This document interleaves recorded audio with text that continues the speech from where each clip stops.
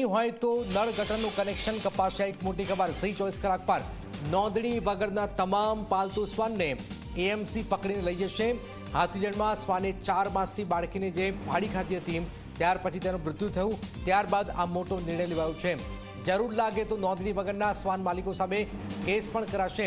Corporation standing committee chairman Devang દાણીએ જાહેરાત કરી અમદાવાદ મનપા હવે દરેક સોસાયટીમાં ઓચિંતી તપાસ પણ કરશે। તો એક મોટી ખબર હાલમાં સામે આવી રહી છે। હાથીજણ વિસ્તારની અંદર જે દુઃખદ ઘટના બની, શ્વાન દ્વારા બાળકી પર હુમલો કરવામાં આવ્યો અને બાળકીનું મોત થયું, એક દુઃખદ ઘટના હતી। પરિણામે જે લોકો પેટ ડોગ પાળતા હોય છે એ મહાનગરપાલિકા દ્વારા પણ અવારનવાર સૂચના આપવામાં આવી છે કે ભાઈ એનું રજિસ્ટ્રેશન કરાવી દે, એની ચિપ્સ મેળવી દે।